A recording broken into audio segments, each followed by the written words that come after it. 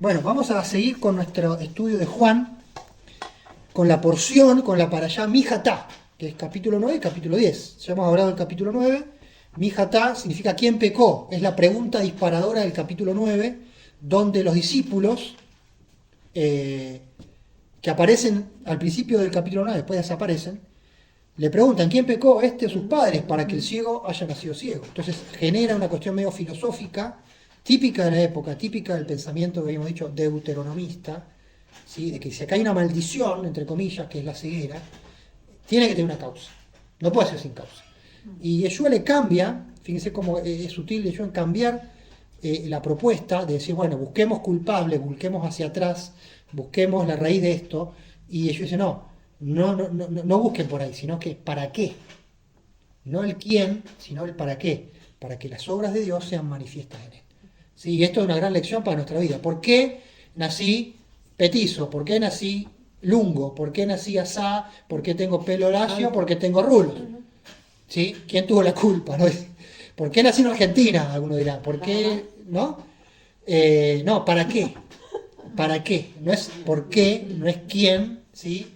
¿Por qué mi familia? ¿Por qué mi condición sociocultural, etcétera? Tanto es por qué, es para qué.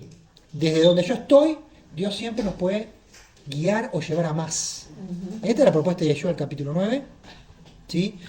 Llegamos al capítulo 10 y nos vamos a concentrar ahora en el capítulo 10, que lo vamos a hacer, son dos partes. Claramente el capítulo 10 de Juan tiene dos partes. ¿Sí? Están conectadas, pero temáticamente es la cuestión de la alegoría de las ovejas y el pastor de las ovejas, algún texto bastante conocido. Y después, la segunda parte es el relato o la discusión de Yeshua con los judíos en el tiempo de la fiesta de Hanukkah. ¿Sí? La fiesta de Hanukkah. Entonces, vamos a ir a Juan capítulo 10 y vamos a ir leyendo. ¿Sí? Estamos ya estacionados en Juan 10. Leemos un versículo cada uno. Empieza ya con una alegoría. Dice, de cierto os digo, el que no entra por la puerta en el redil de las ovejas, sino que sube por otra parte, este es ladrón y salteador. Pero el que entra por la puerta es el pastor de las ovejas. Entonces, tenemos el relato de, primero, una alegoría, ¿sí? De Yeshua, después se agrega otra, se amplía esta alegoría o esta metáfora o parábola en dos o tres, ¿sí? Son como tres en uno. Y después termina con la negativa o con la condenación que hemos leído, que volvió a haber disensión, versículo 19, entre los judíos por estas palabras. Dice, bueno, está fuera de sí, tiene demonio, y otros que dicen, estas palabras no son de endemoniado, pueden un endemoniado abrir los ojos de los ciegos. Esto es referencia al capítulo 9. Entonces acá hay un gancho. Siempre vamos a encontrar un escenario donde los judíos, entre comillas, ¿sí? La población, siempre acá Juan es medio vago no de vago, de holgazán, sino de que no es muy específico al hablar de las personas que estaban enfrente. ¿Sí? Porque no le interesa mucho, y en realidad esto es una cuestión medio retórica. Entonces está diciendo que las personas que estaban ahí, no sabemos si eran fariseos, saduceos, si eran religiosos, o sea, quiénes eran.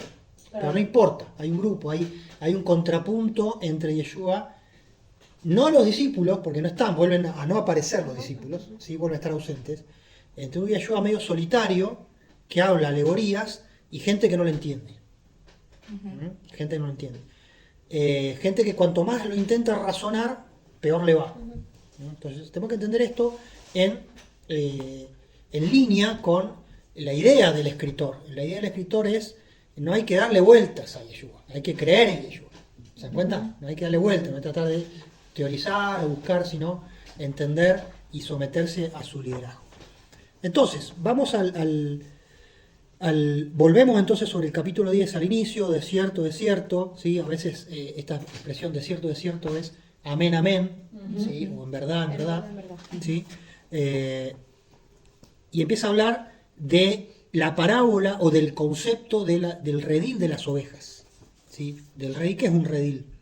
El rebaño. El redil donde están las ovejas, digamos. El corral, el aprisco, ¿sí? ¿Dónde está el rebaño?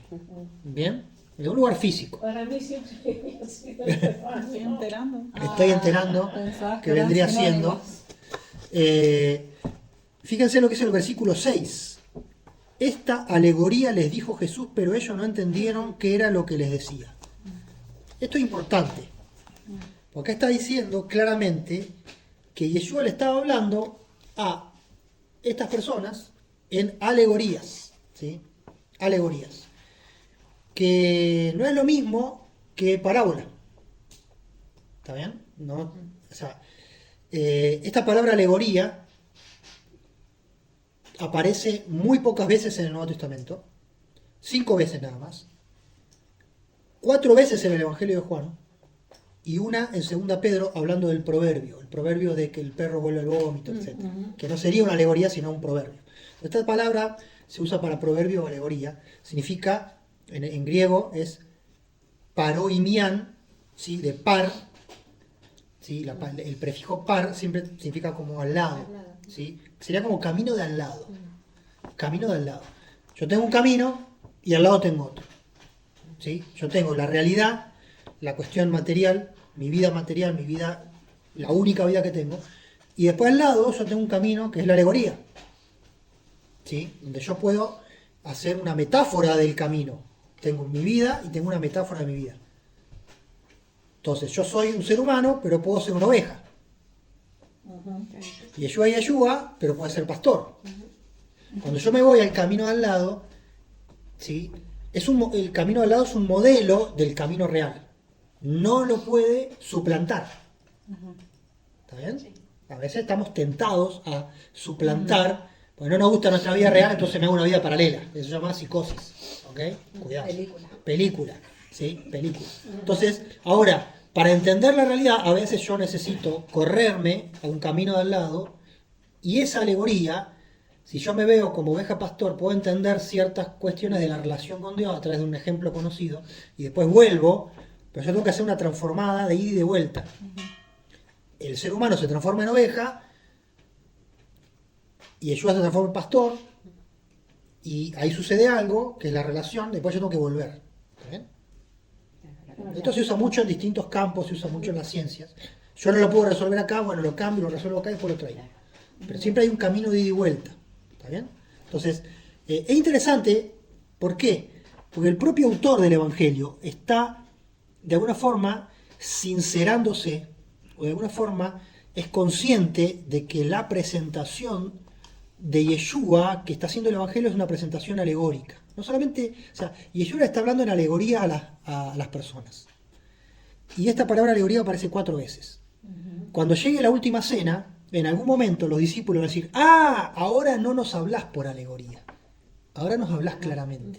Se lo van a decir más adelante. Entonces, cuando vayamos más adelante en el Evangelio de Juan capítulo 10, vamos a encontrar que los judíos lo van a rodear a Yeshua y van a decir, bueno, ¿hasta cuándo nos vas a atormentar el alma si sos el Mesías o el Cristo? Decínoslo abiertamente. O sea, terminar con las alegorías. ¿Está bien? Entonces acá tenemos un Yeshua muy alegórico, que es a propósito así, porque el Evangelio nos está proponiendo un Yeshua alegórico. El Evangelio nos quiere mostrar un Yeshua más misterioso, que para conectarte necesariamente hay una distancia que es la alegoría, y si vos querés achicar esa distancia, depende de tu fe. ¿Se dan cuenta? Yo creo que acá estoy hablando medio como opinión mía. Me parece que esta es una estrategia del evangelista de poner un Yeshua distante, alegórico, difícil de agarrar, las personas no lo entendían, y solamente el que tiene fe puede romper esa barrera, esa distancia, y hacer contacto directo. Por ejemplo, el ciego. ¿Sí? Por ejemplo, la mujer samaritana. Por ejemplo, Nicodemo. Por ejemplo, Natanael. ¿Sí? Pueden romper esa distancia, y los demás se irritan, tienen disensión, no le entienden, que está endemoniado, que es samaritano, que no sé cuánto, que Belcebú, que no es historia. ¿Está bien? Entonces, hay una estrategia del evangelista de presentarnos un Yeshua más alegórico, más distante. Si uno lo compara con Yeshua de los sinópticos, encuentra que Yeshua no hacía alegoría, predicaba por medio de parábolas del reino. Los 3 evangelios sinópticos, Mateo, Marco y Lucas, enseña, o sea, nos muestra a Yeshua hablando parábolas del reino de Dios. Pero acá no encontramos parábolas del reino de Dios. ¿Se acuerdan? Lo más cercano, ¿sí?, a la cultura de la época, al territorio y a la zona y a cómo, digamos, uno podría esperar que Yeshua se manifestase, Yeshua real, concreto, el único que existe, que vivió en Israel, ¿sí?, en el primer siglo, tendería a ser más como el de los sinópticos. ¿Está bien? Esperaría más de él, parábolas del reino, mensajes cortos, frases de efecto, pero sin una cuestión más filosófica, larga, ¿sí?, volver sobre los discursos una y otra vez. Entonces acá tenemos a una presentación de Yeshua medio desde un ángulo especial. Tenemos que entender esto, ¿sí? Acá está la palabra de Yeshua, pero también está una presentación alegórica, que el propio autor dice. Yeshua acá les habló por alegorías y no lo entendieron. Y después así, ahora Yeshua habla claramente y no por alegorías. Entonces, el autor es alegórico, ¿sí?, y presenta un Yeshua alegórico también, ¿sí? La verdad estará a mitad de camino, ¿sí?, entre estas cuestiones. Esto es interesante porque está posiblemente, ¿por qué Juan hace eso? ¿Por qué Juan no dice que Yeshua hacía las parábolas del reino y estamos todos contentos? ¿Se dan cuenta? ¿Por qué no nos muestra a Yeshua como los otros evangelios? ¿Para qué nos amplía? Y bueno, porque también el público es diferente. ¿Está bien? Entonces, eso, o sea, Yeshua es una persona, los evangelios son miradas de Yeshua. Y las miradas son todas distintas. Si bien los evangelios sinópticos tienen una mirada un poco más parecida entre ellos, no son iguales, ¿sí? Y la de Juan dice, bueno, ustedes están mirándolo de este lado, bueno, yo me voy del otro lado. Ustedes lo ven de frente, bueno, yo voy de espalda. Ustedes lo miran de arriba, yo lo miro de abajo. ¿Se dan cuenta? Entonces, lo que hace es ampliar. Necesariamente lo hace con técnicas y recursos literarios. Entonces tenemos acá a Yeshua que se nos presenta con historias que se expanden a discursos medio filosóficos. Hay un fondo real, hay una historia real, hay una palabra concreta, pero de ahí hay un crecimiento, ¿sí?, que posiblemente sea más del autor que del propio Yeshua. ¿Sí? Porque quien escribe esto es un predicador, eso no nos puede caber duda. Quien escribe esto no es alguien que dice, bueno, voy a anotar las cosas que dijeron de Yeshua. ¿Qué dijo Yeshua? ¿Vos te acordás de algo? Bueno, anoté. ¿Qué dijo Yeshua? A ver, decime. No. Tiene mucho que decir el autor. Y esto es importante. Tiene mucho que decir. Tiene mucho que... él es testigo. El discípulo amado es testigo. En la escuela juanina es importante ser testigo porque hay un juicio. Porque Yeshua no es aceptado por todos. Hay un juicio y una condena. Y el testigo tiene que testificar. ¿Bien? Entonces, ese es el rol del evangelista. Seguimos adelante. Fíjense que empieza a hablar primero de el que no entra por la puerta del redil de las ovejas. Entonces tenemos acá un escenario, un redil que generalmente en Medio Oriente, en Canaán, ¿sí?, en Israel, eran pequeñas cercas de piedra, como pircas, como lo hacían los indios, ¿no?, de no mucha altura suficiente para que las ovejas no salten y se vayan, o que algún animalejo entre, igual, si es un lobo posiblemente entra igual. Entonces tenemos una cerca de piedra, ¿sí?, y necesariamente se necesita una puerta, ¿no? Ahora, ¿cómo hacemos? Hoy en día, bueno, pongamos una tranquera, ¿sí?, bisagra, tranquera, bueno, no era tan fácil en esta época, y muchas veces lo que pasaba es que simplemente estaba hecho el redil y al frente se le ponía algo, ¿sí?, la puerta, o era algo que se ponía y se sacaba, o simplemente cuando estaban las ovejas adentro se ponían piedras en la brecha, digamos, del redil. Era un muro con una brecha, con una abertura, simplemente poner unas cuantas piedras grandes que tenés ahí cerca y cerraste, ¿sí? Entonces necesariamente ese redil tiene que tener una puerta de entrada y de salida. Entonces acá la alegoría dice: antes han venido otros antes de mí al redil, y son ladrones y salteadores, ¿sí? Y encima después va a decir, bueno, y también hay asalariados que cuidan y no son pastores. O sea, alrededor del redil hay mucha gente, ¿sí? Ayúdame, ¿quiénes están? ¿Quiénes son las personas que interactúan con este redil? Eh, El pastor. sí. Bien, ¿qué El más? portero también. Está el portero, que le abre. Ujú. Bien, ¿qué más? Al desconocido que no seguirán. El extraño al que no siguen, Ajá. porque no le conocen Ah, la voz. la voz. Ujú. ¿Mm? La voz, ya vamos a hablar de la voz. Bien, versículo 8. Los que antes vinieron Ladrones. son ladrones y salteadores. Bien. ¿Qué más? El ladrón, versículo 10, viene a hurtar. Ujú. Matar y destruir. Ujú.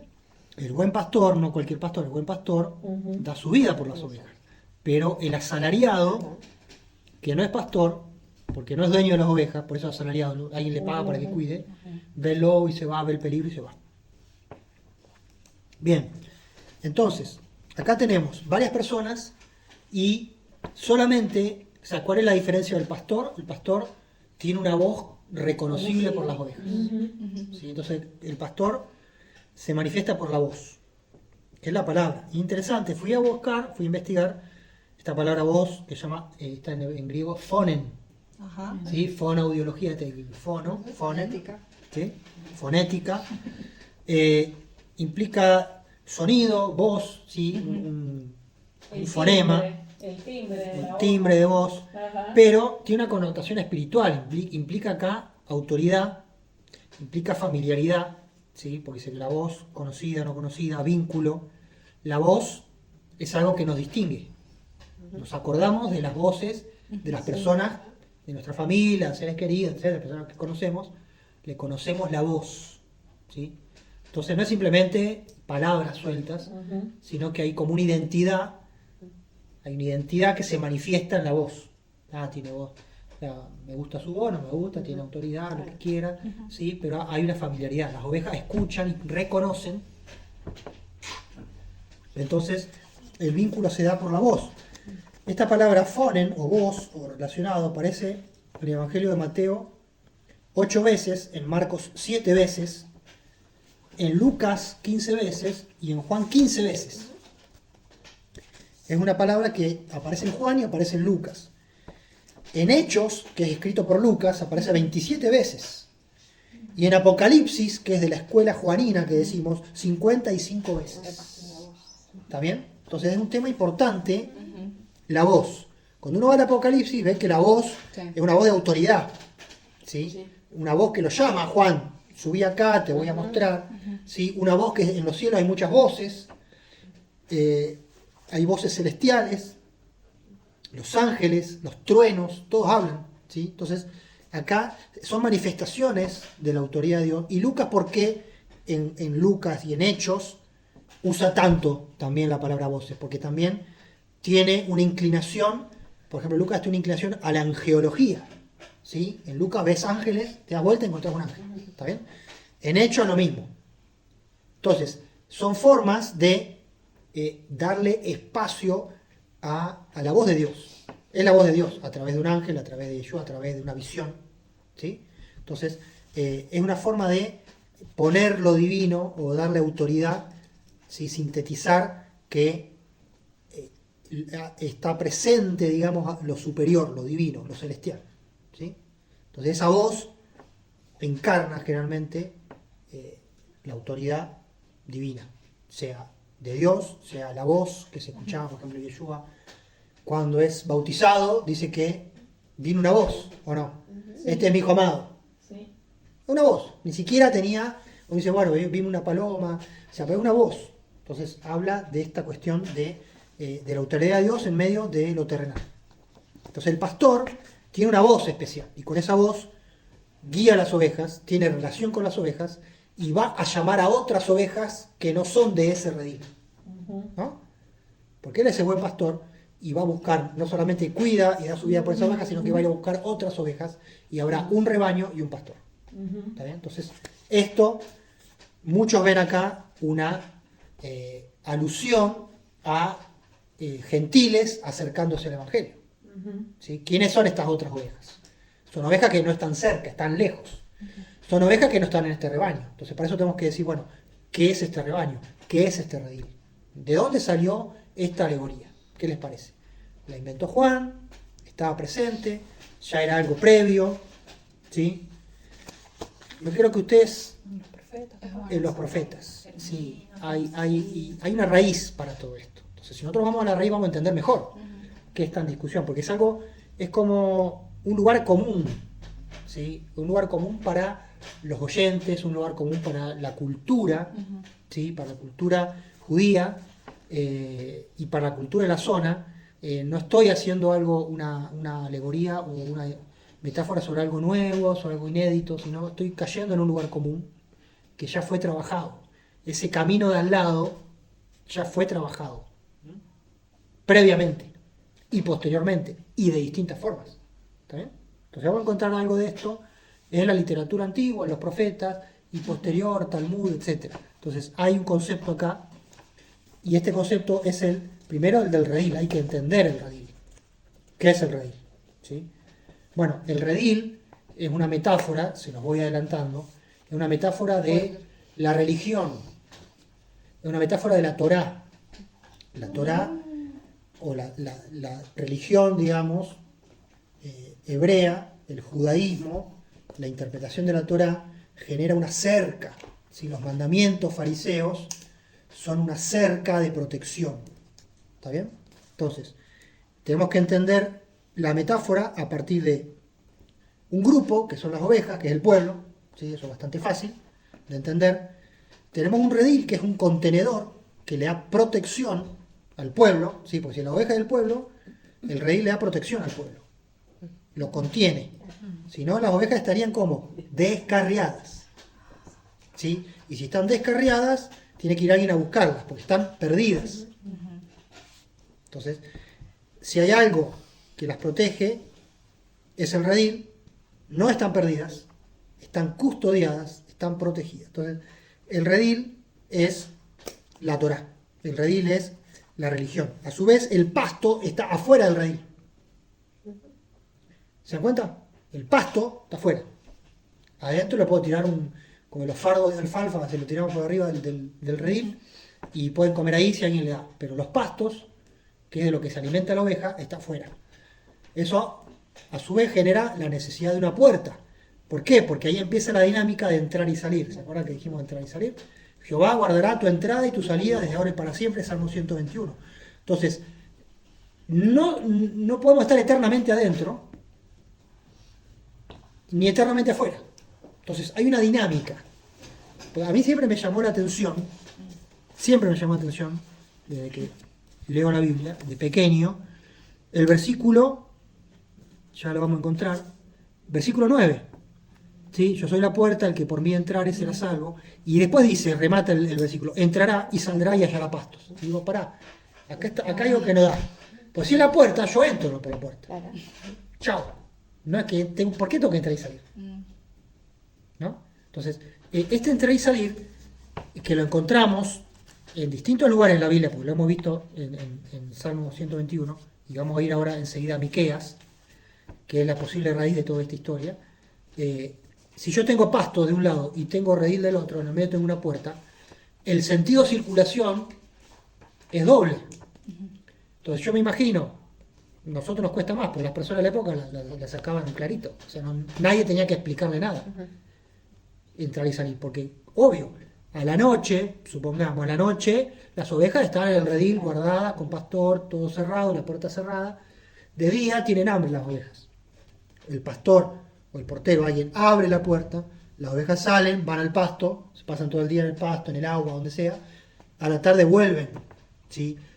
Sobre todo si es verano, pueden inclusive hacer noche en el campo, pero en algún momento vuelven al redil, ¿sí? Si no, no existiría redil.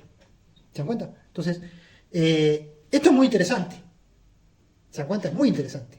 Vamos a ir a Miqueas, porque acá el redil tiene su función, pero cuando estoy fuera del redil, ya el redil no sirve para nada.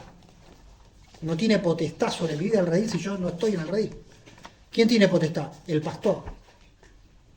En el redil me puede cuidar, puede estar solo la oveja, las ovejas, porque el redil la cubre. Puede haber un portero, puede haber alguien que mira, etc. Ahora, cuando está fuera del redil, sí o sí necesitan de las ovejas, del pastor. Uy. ¿Sí? El pastor las tiene que guiar porque hay movimiento. Entonces la oveja se pierde, dice que no tiene mucha ubicación. Entonces, como hay un movimiento, tiene que haber un flujo de vamos para allá, comemos, vamos para allá, buscamos pastos. En esa zona no es que abundaba el pasto o abunda el pasto. Es zona de pastos escasos. Entonces hay que caminar mucho. ¿Está bien? Entonces, tenemos lo estático, el redil. En el redil la oveja no camina, no corre, está quieta, descansa. Pero cuando está afuera camina y tiene que andar y venir y obedecer. Entonces, acá tenemos la protección estática, o la Torá estática, el redil, y la protección dinámica, o la Torá dinámica. ¿Sí? Que cuando digo Torá digo la instrucción, el camino, ¿quién manda? ¿Quién dice lo que hay que hacer? Vamos a Miqueas capítulo 2. Miqueas 2, 12 y 13. En verdad juntaré a todos los tuyos, oh Jacob, y ciertamente te llevaré al resto de Israel al mismo tiempo. Y lo haré como ovejas en desdicha y como rebaño en medio de su pastizal, resguardado de los hombres. Perdón, Miqueas, ¿cuánto? 2, 12 y 13. Ahora el 13. Delante de ellos subió el que abre la brecha. Abrieron brecha y cruzaron, y salieron por ella. Y pasó su rey delante de ellos, y Jehová a su cabeza. Bien. Entonces acá tenemos un escenario en Miqueas. Fíjense que acá la metáfora está parcialmente, o sea, está explicada. Dice, te juntaré todo, Jacob, te recogeré, resto de Israel, como ovejas de Bosra. Bosra es una zona de ovejas, ¿sí? En la zona actual Jordania, detrás del Mar Muerto. Entonces, acá la metáfora está explicada. ¿Quiénes son las ovejas? Jacob, el resto de Israel. Son como un rebaño, porque son muchos, en medio de su aprisco, en medio de su redil. Acá mi versión dice, harán estruendo por la multitud de hombres. Subirá el que abre brechas, o el que abre caminos, en hebreo poretz, ¿sí? Poretz, alguien que rompe, ¿sí? Alguien que emplea la fuerza, ¿sí? En este caso para abrir brechas. Abre brecha en el redil, o sea, el redil está cerrado, no hay puerta. Viene alguien que tiene fuerza y derriba las piedras, abre una brecha en el redil para sacar las ovejas. Abrirán camino, ¿sí? Es el verbo mismo de poretz o partzú, y pasarán la puerta y saldrán por ella. Fíjense que acá usa 2 veces, pasar la puerta, salir por ella. Entonces acá hay una duplicidad. ¿Y quién va a pasar adelante? El rey. ¿Y quién va a estar en la cabeza? Jehová. Entonces, ¿quién es el pastor? Es Dios, es Jehová. ¿Está bien? Entonces, fíjense cómo acá está la metáfora explicada. Tenemos un pueblo guardado, está hablando Miqueas, está protegido, está estático, pero llega un momento donde se abre brecha y viene alguien con autoridad, Dios, el rey, ¿sí? El rey y Jehová, los dos, o el rey en nombre de Jehová, y lo lleva, se lleva las ovejas. Esto lo podemos conectar con otros pasajes que son un poco extraños, pero que están relacionados. Por ejemplo, Mateo 11:12. Se lo voy a leer con una versión que está distinto a lo que es la Reina Valera, que habla de violencia. Dice, Mateo 11:12, desde los días de Juan el Bautista hasta ahora, el reino de los cielos es forzado, y los fuertes lo arrebatan o lo toman. ¿Sí? Algunos dicen, sufre violencia, los violentos lo arrebatan, un texto bastante complejo de entender qué pasa con la violencia acá. Bueno, cuando uno va y vuelve a Miqueas, encuentra la violencia. ¿Dónde está la violencia? La violencia está en la fuerza de Poretz, que es el que abre brecha. Ahí está la fuerza. ¿Sí? Entonces, Mateo 11 dice, desde los días de Juan el Bautista hasta ahora, el reino de los cielos es forzado. ¿Qué quiere decir? El rey estaba tranquilo, el rey estaba, ¿sí?, sin novedades, y de repente con Juan el Bautista empezó a haber violencia. ¿En qué sentido? Empezó a romperse la cerca. ¿Por qué? Porque ahora viene algo nuevo, el reino de Dios. El reino de Dios es dinámico, el reino de Dios es salir a comer pasto. Lucas 16:16. Lucas 16:16. La ley y los profetas, ¿sí?, la Torá, eran hasta Juan. Desde entonces el reino de Dios es anunciado y todos se esfuerzan por entrar en él. Pero más fácil es que pase el cielo y la tierra que se frustre una tilde de la ley. La ley y los profetas fueron hasta Juan. ¿Qué es Juan? Juan el Bautista. De nuevo, Juan el Bautista parece que es el Poretz, el que abre la brecha. Es el violento que viene a terminar una etapa, es la bisagra entre lo viejo y lo nuevo. Va adelante del pastor. ¿Sí? Yo soy un heraldo, yo preparo el camino, Isaías 40. ¿Sí? Allanen el camino para que venga el Señor. Entonces Juan el Bautista es interpretado como el fin de una etapa donde el imperio era exclusivo de la ley y los profetas, que era lo conocido, y ahora se agrega el reino. El reino anunciado por Juan el Bautista y por Yeshua.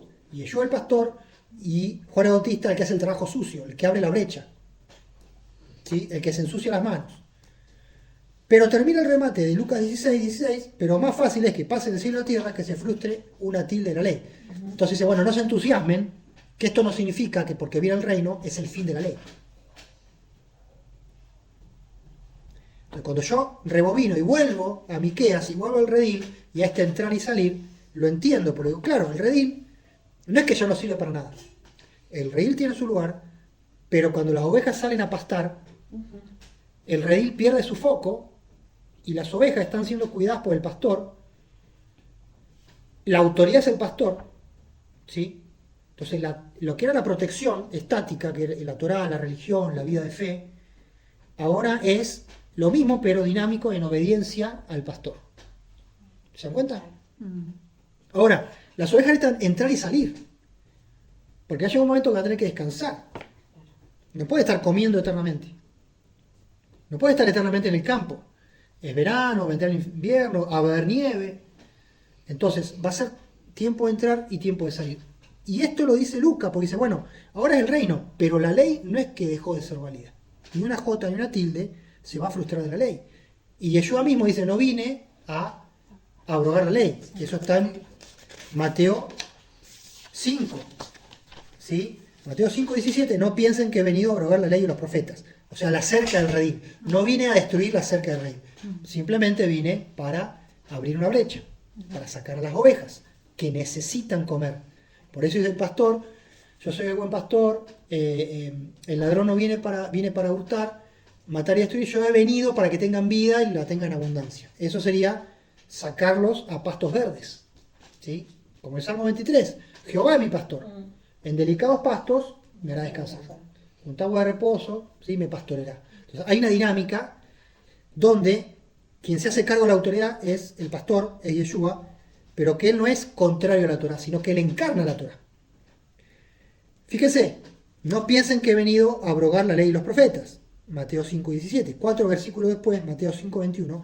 Oyeron que fue dicho a los antiguos, pero yo les digo. ¿Sí? ¿Se acuerdan de eso? Le dijeron ojo por ojo, diente por diente, yo les digo, amen a sus enemigos. Entonces acá tenemos una reinterpretación de la Torah en el Sermón del Monte, Mateo 5 al 7, y vemos a Yeshua tomando una postura de pastor, de autoridad absoluta, pero llevando la misma Torah, la misma religión estática en el redil a un aspecto dinámico. ¿Sí? Entonces, ¿cómo lo sé? Porque esto era lo que se esperaba de un Mesías. ¿Sí? ¿Para qué viene el Mesías? ¿Para qué viene el Mesías? La samaritana lo sabe. Fíjense, la mujer samaritana, Juan 4:25, le dijo, sé que ha de venir el Mesías, llamado el Cristo. Cuando Él venga, nos declarará todas las cosas. Nos declarará, voz, hablar, decir, enseñar. ¿Sí? En el judaísmo se entiende que cuando venga el Mesías va a traer una interpretación de la Torah superior a la actual. ¿Está bien? Entonces, el Mesías está asociado a una enseñanza superior, a un camino superior. Esto es lo que los evangelios quieren reflejar. Los evangelios quieren reflejar una enseñanza superior de Yeshua con respecto a lo que había. La visión farisea, la visión saducea, lo que estaba, lo que había. Es lo que hay. Es lo que hay. ¿Sí? Nos conformamos con lo que hay. ¿Sí? Puede parecer poco, puede parecer mucho, puede ser bueno o malo. Es lo que hay, es la cerca, es el aprisco. Y dar otro entendimiento de lo que ya había. Entonces Yeshua, como Mesías, viene a dar otro entendimiento, otra profundidad, ¿sí? Salir de esa cuestión estática, ¿quién pecó? Sus padres. ¿Se dan cuenta? Es estático, es especulativo. Era como habían sido enseñados culturalmente. Ve un ciego y digo, ¿quién pecó? Y ellos dicen, no, si ves un ciego, decís, bueno, ¿cómo las obras de Dios se van a manifestar en él? ¿Se dan cuenta lo estático y lo dinámico? Entonces, todo esto tiene que ver con el reino de Dios, y el reino de Dios aparece acá como salir del redil con el pastor. ¿Sí? Es bueno estar en el redil, es necesario, y es mejor estar con el pastor. ¿Sí? Ahora, eso no se anula. El redil no se anula porque dice que van a entrar y van a salir. ¿Está bien? De hecho, 20 siglos después, ¿sí? Vemos que el redil existe. El redil es la iglesia de la vuelta, el redil es la congregación de acá en la esquina. ¿Se dan cuenta? Porque es imposible andar en la metáfora siempre. ¿Sí? Bueno, a mí me guía el pastor. Chao, no necesito nada, ninguno de ustedes necesito. A mí me guía el pastor. Yo soy una oveja, sigo al pastor. Ah, buenísimo. No es tan así. Cuando yo salgo de esa metáfora y vuelvo a la realidad, yo soy un ser social, yo soy un ser que no nazco, no me puedo meter la Torah en la cabeza con un chip, por ahora. Entonces necesito aprender de alguien, necesito comunión, ¿sí? Y el propio Nuevo Testamento decir, bueno, no dejen de congregarse, tengan un grupo, ayúdense, ¿sí? De oveja a oveja, etcétera, etcétera. Tengan los límites, ¿sí? Un redil, ¿está bien? Ahora, en la metáfora todo vale, en la metáfora uno dice, bueno, yo estoy con el pastor y nadie me va a separar del pastor y siempre voy a estar así, pero cuando vuelvo entiendo que el redil no dejó de existir, porque el redil es bien concreto y terrenal, es el día a día. ¿Se dan cuenta? Ahora, el punto es que no me puedo quedar en el redil y preferir al redil al pastor. La oveja quiere estar con el pastor. El pastor no es enemigo del redil. El redil tiene su función, el pastor tiene su función. No hay animosidad entre ellos. ¿Sí? Hay complementariedad. El redil hace una parte y el pastor hace otra. ¿Se dan cuenta? Entonces, lo que vemos ahí no es un antagonismo. Las ovejas entran, las ovejas salen. El problema es si las ovejas no quieren salir. Podríamos decir como que el redil es una base. En el fondo, hay otro concepto que quizás nosotros no lo entendemos muy bien, pero en el judaísmo se entiende mejor, porque de ahí surgió como necesidad a una realidad. Que el Nuevo Testamento habla bastante, que es cuando se solidifica el judaísmo, que es el periodo después del retorno de Babilonia, ¿sí? Como el judaísmo como religión, alrededor de la Torá, de los mandamientos y los fariseos y los saduceos, era como el todo. Eso era el todo. Y eso implicaba en la percepción de algunas personas, de algunos líderes, la sensación de que Dios ya había hecho su parte y ahora nos correspondía a nosotros. O sea, Dios ya habló, Dios ya dio la Torá. Ahora la Torá es como cuando te estás jugando, viste, al tenis, bueno, la pelota está en tu campo. O el vóley, cualquier deporte que la pelota va de un lado al otro. No, bueno, Dios ya habló. La pelota ahora vino a nuestro campo, es interpretar la Torá. O sea, ahora está con nosotros. Ahora Dios habla por medio del rabino. Por medio del escrito. Y eso generó y genera, y siempre que eso pierde el equilibrio, genera una cuestión de yo me olvido de Dios. Y yo lo racionalizo a Dios. Porque Dios es esclavo de esto que escribió, de su escritura. Es autor, es soberano, pero termina siendo esclavo. Entonces Dios ya no puede opinar. Dios ya opinó. ¿Se dan cuenta de la sutileza y lo terrible que puede ser eso? Eso es enamorarse del redil y darle la espalda al pastor y decirle, no, pastor, no me interesa más, ahora yo ya tengo todo acá. ¿Está bien? Entonces, esto es real, esto pasaba en el tiempo de Yeshua y pasa hoy en día.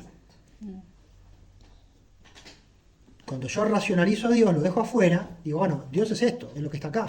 Y yo empiezo a construir y a hacer doctrina y a hacer cosas, y el Evangelio dice, bueno, pará, y el amor a Dios, ¿se dan cuenta? El mensaje de Deuteronomio se empieza a desdibujar porque pierde el equilibrio. El equilibrio de Deuteronomio sí es mandamiento, sí es un montón de cosas, pero también es amar, también es circuncidar el corazón, también es una relación. Entonces Juan va a decir, si me aman, guardan mis mandamientos. No me interesa que guarden mis mandamientos sin amor, porque eso va a llevar a otro lado.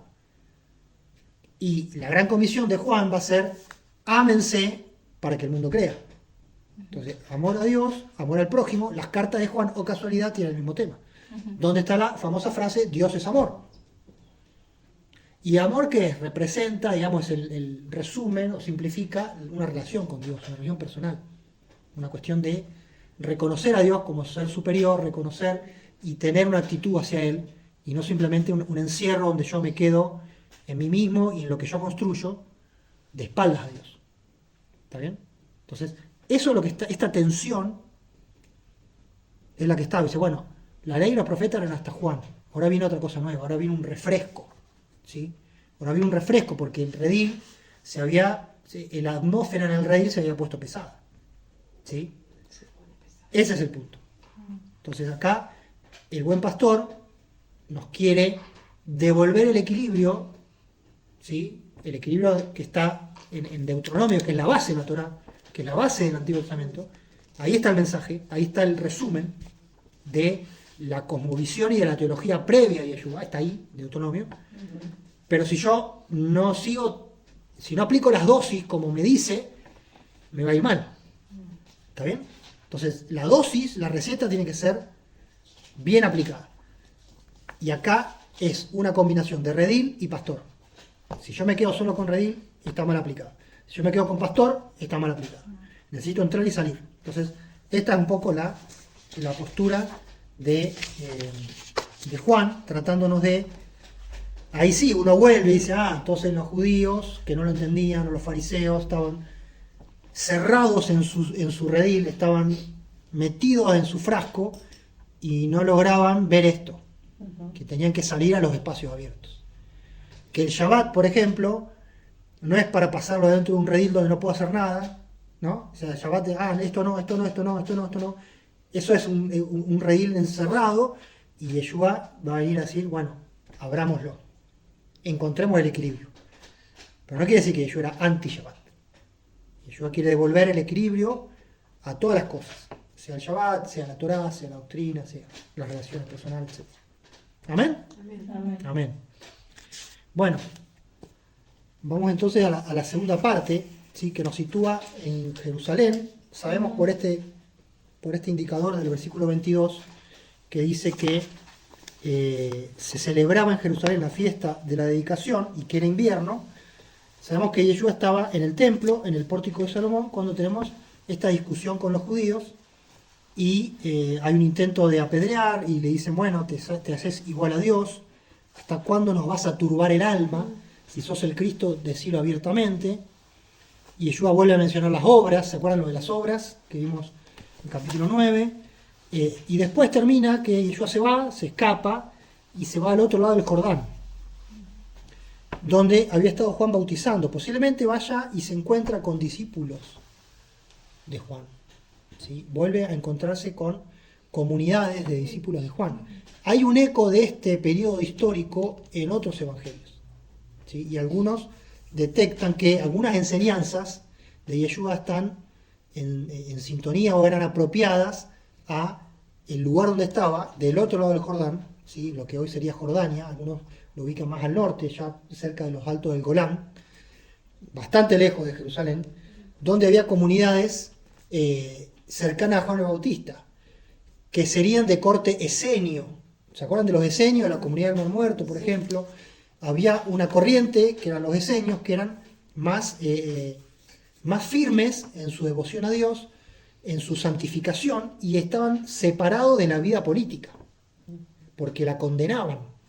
Condenaban también el templo, porque en la conducción política del templo, los saduceos, y la conducción política social, los fariseos, ¿sí? Para ellos, para los esenios, dejaba mucho que desear.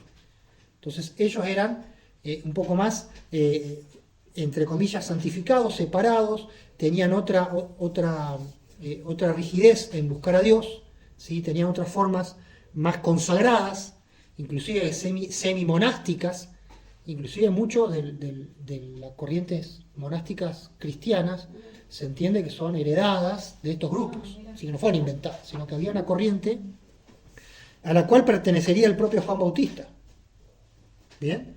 Y que ha tenido influencia, evidentemente ha tenido influencia en el Evangelio, en Yeshua y sus discípulos, inclusive en Pablo. Cuando uno va y escudriña y compara ciertas categorías, el mensaje, ve que hay una influencia importante.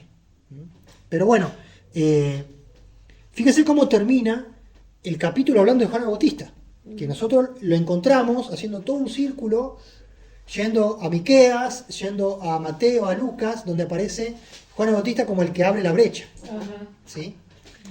El que inicia un nuevo tiempo. Juan no va a ser no le va a dar tanto protagonismo a Juan el Bautista. ¿Sí? Lamentablemente en el Evangelio de Juan no encontramos, ¿sí?, salvo esta mención que dice: Juan ninguna señal hizo, pero todo lo que dijo era verdad. O sea, le reconoce a Juan el Bautista la autoridad de haber estado correcto en lo que dijo, y acá hay un mensaje subliminal para los discípulos de Juan el Bautista que todavía había en tiempos que se escribe este Evangelio, como diciendo, todo buen discípulo de Juan el Bautista también es discípulo de Yeshua. ¿Se dan cuenta? Bien, pero para conectar con la alegoría del pastor y las ovejas, para Juan, para el evangelista, para el cuarto evangelista, Yeshua es todo. Yeshua es la puerta, Yeshua es el pastor, es todo, ¿sí? ¿Por qué? Porque hay un objetivo que lo hemos dicho, que es centralizar todo en Yeshua. ¿Ya? En los sinópticos vamos a encontrar que Juan el Bautista es el que rompe, abriendo camino al pastor que viene detrás, ¿sí? Cumplimiento de Isaías 40. El mensaje de Juan el Bautista es Isaías 40, justamente. La comunidad de los esenios del Mar Muerto tenían como lema Isaías 40. ¿Se dan cuenta cómo todo cierra? Pero bueno, volvemos, porque acá el Evangelio nos dice que era invierno y se celebraba la fiesta de la dedicación. ¿Qué es esto? La fiesta de Hanukkah. Dedicación del templo o rededicación del templo, que tiene que ver con cuando en el siglo II antes de Yeshua, año 165, menos 165, los griegos que habían profanado el templo con Antíoco Epífanes IV, griegos que venían de Siria, del reino de Siria, toman cuenta de la ciudad, profanan, expulsan, matan, etc., y obligan a los judíos a paganizarse, a aceptar, digamos, los sacrificios griegos y demás, toda una mezcla, a modernizarse, una serie de cuestiones. Eso está relatado en el libro de Macabeos, primera y segunda Macabeos. Está en la Biblia católica, es un libro que se llamaba Apócrifo, ahí cuenta toda la historia. Matatías, hijo de Asmón, de ahí viene la palabra Asmoneo, ¿sí?, que va a ser la dinastía asmonea, va a rebelarse. Matatías, hijo de Asmón, se rebela, es un sacerdote, en la ciudad de Modín, al oeste de Jerusalén, como unos 100 kilómetros, un poquito menos, se rebela y empieza una guerrilla contra los griegos, que después de unos años terminan reconquistando Jerusalén, expulsando a los griegos y se encuentran de nuevo con el templo. Ahí, ¿qué van a hacer? Lo van a purificar y lo van a rededicar a Dios. ¿Está bien? Esa es la fiesta de la dedicación. Es una fiesta del templo, es una fiesta de celebrar la victoria hebrea sobre los griegos, la cultura hebrea sobre la griega, la religión hebrea sobre la griega. ¿Sí? Es una forma de celebrar el redil. Es la celebración del redil hebreo. ¿Sí? Porque vinieron los griegos no a abrir brecha, a destruir todo el redil. Y querían llevarse las ovejas por otro lado. ¿Se dan cuenta? Entonces, por la fuerza, con guerra, de guerrillas, logran expulsar a los griegos y restaurar la autoridad de los judíos sobre Jerusalén. Rededican el templo, es esta fiesta, cae en el día 25 de Kisleu, del calendario hebreo, diciembre, generalmente. Diciembre, en el hemisferio norte, hace frío. Conclusión, está correcto el texto. ¿Sí? El que escribió sabía. No dijo, había una fiesta, no sé qué era. Bueno, puso, se da cuenta, alguien que sabe, alguien que está en situación. Y Yeshua estaba entonces abrigado, podemos agregar al texto, estaba abrigado, emponchado en el pórtico de Salomón. Entonces, había un gran patio, y el pórtico, ¿qué era? El pórtico era una estructura de columnas y techo, o sea que era un semicubierto, pero que ayudaba al frío. Por eso no estaba en el patio, estaba en el pórtico, porque por lo menos tenía un techito, estaba medio cerrado, más resguardado, en un pórtico que había construido Herodes. Ordus, el rey Herodes. ¿Quién es el rey de Herodes? El rey Herodes es el último vestigio del reinado asmoneo. Los asmoneos o los macabeos, ¿sí? Matatías, después vino su hijo Judas, después su hijo Simón, iban muriendo, y todos los hijos de Matatías, los hermanos iban asumiendo. Después vinieron los hijos de, cuando llegaron a los bisnietos, esa pureza de fe, ese celo por el Señor, esas ganas de echar a los griegos se transformó. Porque 60 años después, los propios amonios tenían nombres griegos, ¿sí? Y ya eran más parecidos de los griegos que ¿está bien? Que lo que combatían. Entonces, esa dinastía se fue degradando, ¿sí? Y el último exponente fue Herodes, que no era asmoneo, pero para tener lugar se casó con la princesa asmonea, Mariam, y la terminó matando. Era un loco, Herodes. Entonces, estamos, cuando Yeshua viene y le mostraban el templo de Herodes, le decían, mira, qué lindas piedras, qué lindo Herodes, la vena, ¿sí? La vena se hinchaba de varias personas, y parece que Yeshua también. ¿Por qué? Todo bien con la dedicación, gracias a Dios por los asmoneos, por Matatías y los que echaban a los griegos, pero en nombre de eso fueron casi 200 años de, bueno, nosotros salvamos a Israel, así que ahora nosotros mandamos. Claro, claro. Se adueñaron del sacerdocio, empezaron a ser sumos sacerdotes. Ahí cuando los amorreos se hacen sumos sacerdotes, los esenios se abren y se van al desierto, diciendo esto ya es una señal apocalíptica, nos tenemos que ir. Entonces esa era la situación, ¿está bien? Entonces, está Yeshua en Hanukkah, donde ¿qué se celebra? Se celebra a los asmoneos, se celebra el judaísmo de la fuerza, el nacionalismo, y la fuerza es la fiesta más nacionalista y menos religiosa. Si bien tiene que ver con el templo, tiene que ver con el logro de un ejército israelí, ¿no? Hebreo, judío.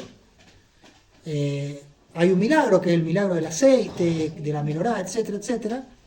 Pero el punto acá es que a Yeshua lo rodean, lo sitian, ¿sí? Lo rodean los judíos, versículo 24, es como si lo rodearan, digamos, para sitiar una ciudad, el mismo verbo, y le dicen, ¿hasta cuándo nos turbarás el alma? Fíjense que acá hay como una cuestión de que el evangelista nos quiere poner como que los judíos estaban de los pelos, ¿sí?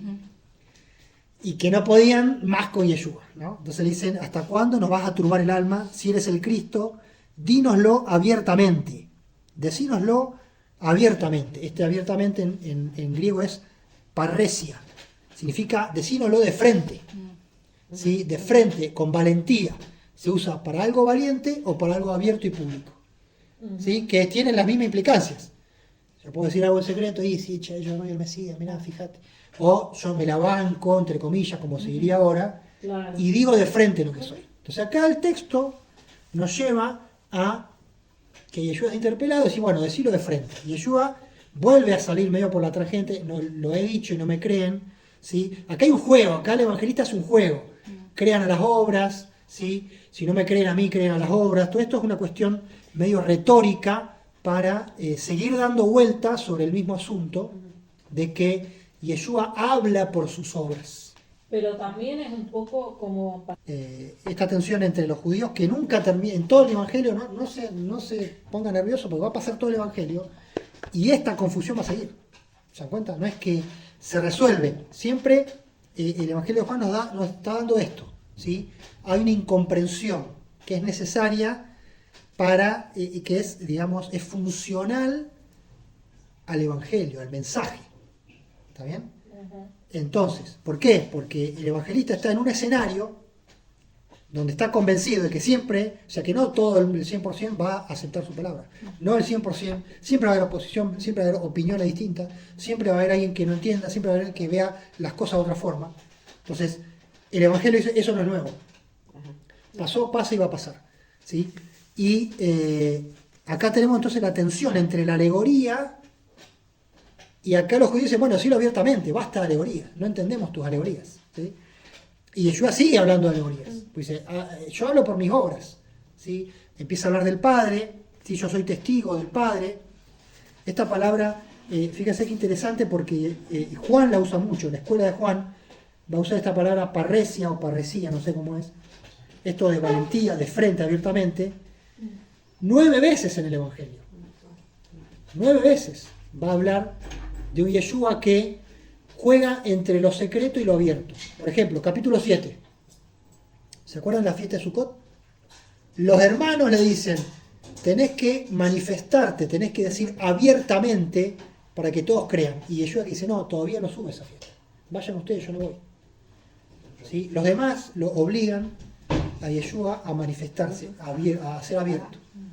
Y Yeshua dice, no, tranquilo, yo cuando quiero me abro, cuando quiero me cierro.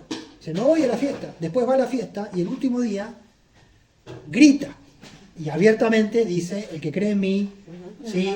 Va a tener en su interior río de agua vida. Entonces, el evangelista va jugando con esto, ¿sí? Cuando Yeshua se retrae y cuando es abierto. Y va a pasar en la última cena que en un momento los discípulos dicen, bueno, ahora sí hablas abiertamente. Antes hablabas en alegoría. Entonces, acá hay un juego. Tenemos que seguir este juego, ¿sí? Porque es una cuestión de que lo dice y no lo dice, lo digo y no lo digo, y Yeshua te da pero no te da tanto, no se expone, ¿sí? Te hace pensar, Yeshua te hace pensar, y dice, bueno, fíjate las obras, no me creas a mí, créele a las obras. ¿Se das cuenta? Entonces, esta es un poco la dialéctica, ¿sí? Que nos plantea el Evangelio. Es interesante porque esta palabra aparece en 1 Juan 4 veces también. O sea, es parte del archivo de palabras, esto de abiertamente, con valentía, ¿sí? Es parte de las palabras que usa la escuela de Juan. Fuera de eso, en los evangelios solo Marcos lo usa una vez, en un contexto nada que ver, y 17 veces en el resto del Nuevo Testamento, o sea que Juan la usa mucho. Yeshua va a hablar de su padre, Yeshua habla mucho de su padre. Por ejemplo, va a decir, mi padre, que me la dio a las ovejas, es mayor que todos. Yo y el padre somos uno. Y en 14:28 va a decir, el padre es mayor que yo. Entonces fíjense, el padre me dio las ovejas, el padre es mayor que todos. Juan 14:28, el padre es mayor que yo. Juan, y acá hemos leído Juan, Yeshua dice, yo y el padre uno somos, por eso lo querían apedrear. Claro. Porque ese es igual a Dios. Y él que les va a decir, no, yo digo que soy hijo de Dios. Entonces, Yeshua parece que va hasta el límite y vuelve. Dice, no, sí soy igual a Dios, lo vamos a apedrear. No, pará, yo soy hijo de Dios, dije. Y no estoy diciendo nada raro, porque en la ley de ustedes dice, yo dije, dioses son. Lo hemos leído, ¿sí? A ver. Sí, como en el 17. En el verso 34, Jesús le respondió, ¿no está escrito en vuestra ley, yo dije, dioses sois? Si llamó dioses a aquellos a quienes vino la palabra de Dios y la escritura no puede ser quebrantado, al que el Padre santificó y envió al mundo, ustedes dicen, tú blasfemas porque dije, hijo de Dios soy. ¿Se dan cuenta? Y Yeshua dice, pará, yo no estoy siendo muy extremista acá. Yo apenas estoy llegando hasta hijo de Dios. Y en la ley de ustedes, y ahí ya genera esa distancia, diciendo, ustedes que aman el redil, ¿sí? Y que solamente ven el redil, en su ley dice, yo dije, dioses sois. Salmo 82. Salmo 82. ¿Alguien tiene alguna versión distinta? A ver, leémosla en la pellita. A ver. La pellita dice, Jesús les dijo, ¿no está escrito así en su ley? Yo dije, ustedes son dioses. Si a aquellos llamó dioses, porque a ellos vino la palabra de Dios y la escritura no puede ser anulada, bueno, pero el 34 es el que cita el Salmo 82. Cuando vamos al Salmo 82, 82:6. dice, bueno, acá tenemos que traducir. Acá hay un punto donde es importante ver cómo la traducción al español, en este caso, y al griego, nos limita. Porque nos limita en algo importante que son los nombres de Dios. ¿Sí? La pellita, ¿querés que lea? Dale. El Salmo 82:6 en la pellita dice, yo dije, ustedes son dioses y todos ustedes son hijos del Altísimo. Bien, eso sigue bastante bien el hebreo. El versículo 1, ¿qué dice? Dios está en la asamblea de los ángeles, juzgará en medio de los ángeles. Bien, esto me interesa. En medio de los ángeles, dice tu Ángeles, versión. sí. Ah, Bueno, ¿La acá tuya? No, dioses. Dioses. Acá dice jueces. Jueces. Jueces. Bien. Entonces, tenemos que entender lo que está pasando acá. Los nombres de Dios son varios, ¿sí? Y no todos son iguales, no todos son sinónimos. Los nombres de Dios, repito, son varios Sí. en el Antiguo Testamento y no todos son lo mismo. No todos tienen la misma connotación o el mismo contexto. Acá, lo que estamos citando y lo que y Yeshua es acusado, siendo hombre te haces Dios, ¿sí? Y yo hice dioses sois. Acá posiblemente hay una referencia al nombre Elohim. Elohim, En una versión lo ponen. ¿sí? Elohim. Entonces, Ajá. ajá, los nombres de Dios, en el antiguo tenemos Elohim, el Elión, ¿sí? Hay una variante que es Eloá, y después está Jehová, o Yahvé, y después está Ja, que es una abreviación de Jehová, y después tenemos otro, por ejemplo, el Gibor, que es el Dios fuerte, o Jehová sanador, Claro, tenemos porque nombres dice compuestos, ¿sí? Las canciones. Son los distintos nombres. Entonces, acá tenemos la puertita, acá hay una puertita que lleva a un sótano. Pero yo no lo decía. Pero no vamos a abrir la puertita del No sótano. abramos ¿sí? la puertita. ¿No? ¿O sí? Entonces, bueno, en otra ocasión vamos a abrir la puertita del sótano, Lo dejamos para el lo dejamos para el misterio, que tiene que ver cómo se generan estos nombres de Dios y qué implicancia tienen. ¿Sí? Entonces, el Salmo 82, lo leemos, empieza diciendo, Dios está en la reunión de los dioses, en medio de los dioses juzga, pero la traducción dice que en medio de los ángeles, y otro en medio de los jueces. Entonces, acá tenemos un pasaje antiguo, que es el Salmo 82, y sus interpretaciones posteriores, hasta el tiempo de Yeshua.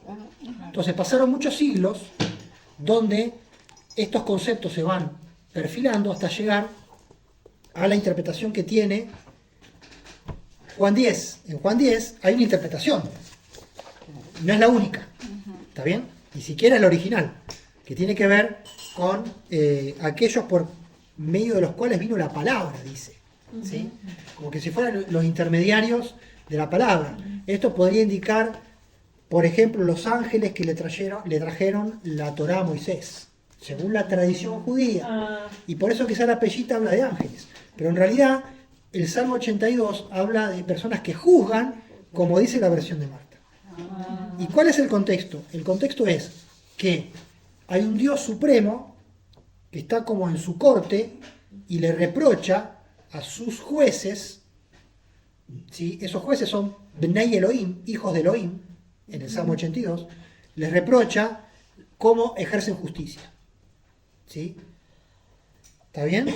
Y hay un castigo, hay una reprimenda, y termina el Salmo como que, bueno, al final Elohim se las va a arreglar solo y él mismo va a hacer justicia, porque aquellos a los cuales designó no hacen justicia. ¿Sí? La puertita del sótano nos lleva a, no la vamos a abrir, a esta visión de la corte celestial, que hay varias visiones, por ejemplo en Job, ustedes saben en Job, y en esa corte pasan cosas. Bueno, ese es el trasfondo, pero volviendo acá para entender a Yeshua, Yeshua está de alguna forma citando que si los jueces, o estos personajes, que no sabemos si son ángeles, son dioses, son jueces, llevan el nombre de hijo de Elohim, a alguien que es enviado por Dios para hacer las obras de Dios, no tendría que haber problema en llamarlo hijo de Dios. ¿Está bien? Es un poco la discusión. Pero en el trasfondo de Hanukkah, o de Hanukkah, podemos hacer una asociación entre los jueces y los macabeos. Porque el sumo sacerdote, las autoridades, son puestas por Dios, ¿sí o no? Si no, no estarían ahí. O si no, no deberían estar ahí. Y si en el Salmo 82 son personas que tienen que ejercer justicia y lo hacen mal, ¿sí? Son seres que tienen que hacer justicia, ángeles, dioses o personas, ¿sí? Y van a ser castigados por Dios. Acá hay un juego donde el boomerang, diciendo, pará, ustedes me critican a mí, me dicen que me hago igual a Dios, en realidad yo me digo que soy hijo de Dios, que hago las obras de Dios, que hago milagros, que bendigo, que enseño. ¿Por qué no miran para el otro lado a los líderes de ustedes, al sumo sacerdote de ustedes, que también tienen un rango semejante a hijo de Dios porque ejercen justicia. Tienen autoridad para ejercer justicia. Y de hecho el Sanedrín termina condenando a Yeshua a la muerte. Se lo entrega a Pilatos. Entonces, ellos también son hijos de Elohim, Bnei Elohim, porque tienen el juicio y la autoridad y deciden quién vive y quién no. Entonces, lean el Salmo 82 y antes de criticarme o apedrearme a mí, tendrían que tirar las piedras para otro lado. A los líderes que ustedes tienen. ¿Se dan cuenta? Entonces, acá en el fondo hay una crítica velada a las autoridades y cómo la ejercen. Entonces, Yeshua se defiende. Fíjense que acá vuelve la escena del juicio. Yeshua se defiende en un juicio. De nuevo, pero no hay testigos. Es él solo. Es decir, acá el único testigo de que yo vengo de Dios son mis obras. Y usa el Salmo 82 para, de alguna forma, devolverle el juicio a ellos mismos. Como diciendo, vean a ustedes, a sus asmoneos, a sus sacerdotes, que se la creen mucho, y que el Salmo 82 dice que Dios juzga a sus jueces. ¿Está bien? Entonces acá hay un salmo y hay un mensaje de reivindicación de Yeshua, pero también de condena al status quo. Hay una mención a Juan Bautista y hay una mención a Yeshua que se va con los esenios al otro lado del Jordán. Cierra todo. ¿O no? Claro, ¿Sí? claro. Entonces Yeshua dice, ¿saben qué? Me enojé, me fui, me cansé de ustedes, me voy con la gente que piensa como yo. Quédense ustedes con sus sacerdotes, con sus amoneos, con su fiesta y yo me voy. ¿Sí? Entonces, fíjense que aquí hay una tensión muy grande. Con esto ya hemos terminado, estamos cerrando. Juan 10, seguramente hay muchas cosas más, pero ¿qué nos queda? Nos queda la alegoría del pastor, esto de la Torah estática y la Torah dinámica, esto de entrar y salir, ¿sí? De encontrar este equilibrio entre la religión y la fe, entre lo estático y lo dinámico, y que en nuestra vida también podamos encontrar ese equilibrio.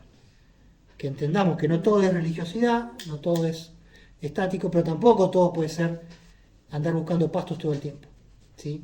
O lo dinámico, a mí solamente me habla Dios y nadie más me puede decir nada.